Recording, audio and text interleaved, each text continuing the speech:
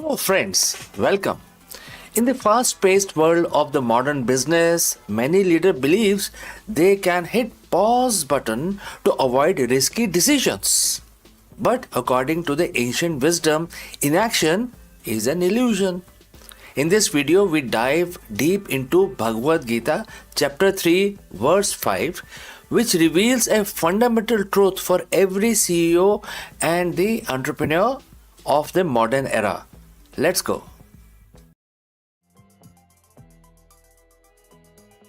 Good morning, everyone. And in the relentless rhythm of the modern business world, we often hear advice about the strategic pauses, about waiting for the right moment, or even about the virtues of the analysis paralysis as a way to avoid costly mistakes.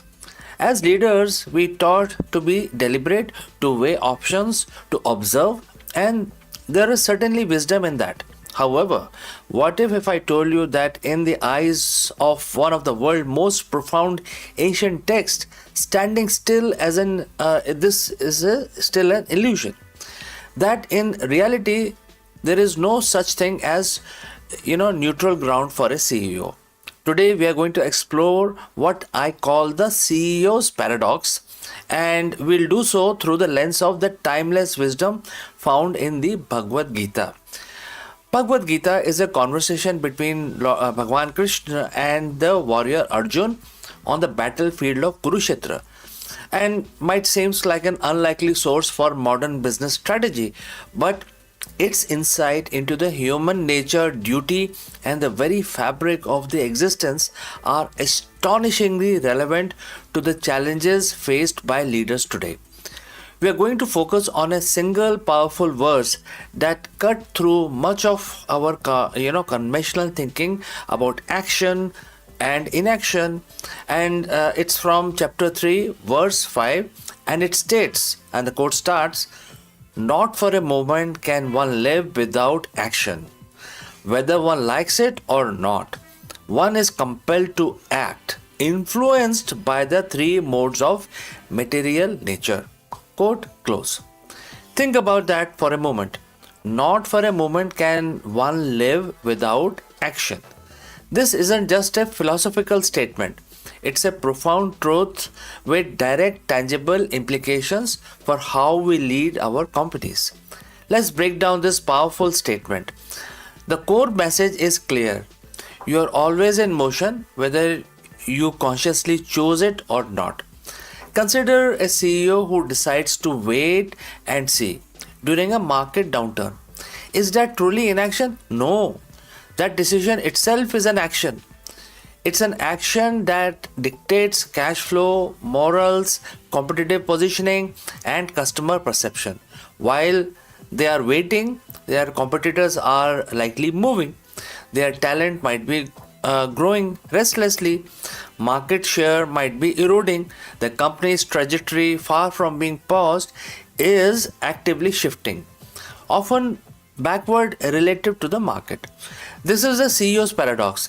The very act of choosing not to choose is a powerful choice with the consequences as real as any other. The universe and indeed your business, cannot exist in vacuum. Your organization is living entity, a complex system of people, processes, and external forces. It is always moving, always evolving. If you, as a leader, aren't actively steering it forward, other forces will steer it for you, and rarely in the direction you desire. This isn't about reckless, impulsiveness. It's about recognizing that strategic inertia is still a force, like a car left in neutral on a slope. It will move. The question isn't if it moves, but where it will go. The second part of the verse adds another crucial layer. One is compelled to act, influenced by the three modes of material nature. These are known as gunas, which are in Sanskrit sattva, rajas, and tamas. Understanding them is key to understanding why we find ourselves compelled to act in certain ways even when we think we are being objective. Sattva, which is goodness or clarity, this mode leads to balanced wisdom, clear decision making, and the sense of calm. A CEO acting predominantly in Sattva makes decisions rooted in long term vision, ethical consideration, and deep understanding of their ecosystem. This is where the true strategic foresight comes from. Next is Rajas, which is passion and activity. This mode drives ambitions, desire, activity, and relentless pursuit of result.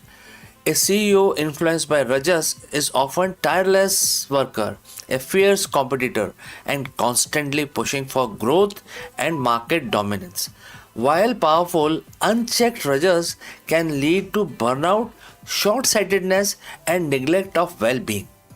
Next is Tamas, which is ignorance or inertia. This mode leads to dullness, lethargy, procrastination, confusion, and resistance to change. A CEO heavily influenced by tamas might exhibit analysis paralysis, avoid difficult conversations, cling to outdated methods, or simply lack the energy to innovate. This is where the standing still truly becomes moving backwards. The Gita teaches that we are constantly influenced by these three modes: our internal state, the culture of our company, and even the external market conditions can amplify one guna over other.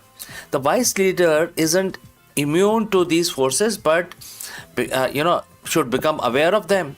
So, what does this mean for you as a CEO navigating the complexities of today's business landscape? Acknowledge the inevitable of action. The first step is to drop the illusion of inaction. Recognize that every moment is a strategic choice, even the choice to differ. Instead of asking, should I act? A question becomes, how should I act? Or what action is happening, even without my conscious directions? Understand you are driving the gunas. Take a moment for self reflection.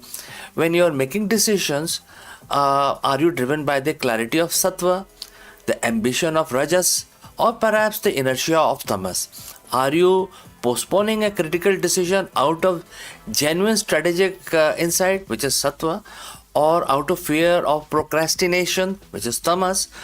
Being aware of a predominant guna in any given situation allows you to temper its excesses and cultivate more balanced decision making. Cultivate internal movement, or something like intentional momentum. Since action is constant, your goal is to make it conscious and directed. This isn't about being busy for busy sake, but about ensuring your company inherent momentum is aligned with this vision and values. Are your systems, your people, and your culture designed to move forward purposefully, even when you're not personally intervening? And next is embrace the right action, which is dharma. The Gita isn't advocating for frantic, undirected activity. It's about performing your duty, your dharma, with skill and detachment from the outcome. For a CEO, this means focusing on sound processes, ethical leadership, and serving your stakeholders rather than being solely obsessed with specific financial result. When the right action is taken, the right result tends to follow. The universe, which is your market, your organization, they're all in a perpetual state of flux. To believe you can simply stand still is to misunderstand the foundational or fundamental nature of existence itself. The CEO's paradox reminds us that the current is always flowing. You can choose to pedal upstream or pedal downstream or try to stand still. But if you try to stand still, the current will simply carry you wherever it can or it will. By embracing this ancient wisdom from the Bhagavad Gita, by recognizing the inevitable consequence of action and understanding the force that compels us, you can transform a leader passively carried by the current into one who skillfully navigating it, steering your organization with purpose, clarity, and unstoppable momentum. So, friends, what do you think about this? And if you have any comments, please leave them in the comment section below. Like and subscribe this video, share it with your friends and other entrepreneurs. Thank you for joining live, and I will catch you again in the next one.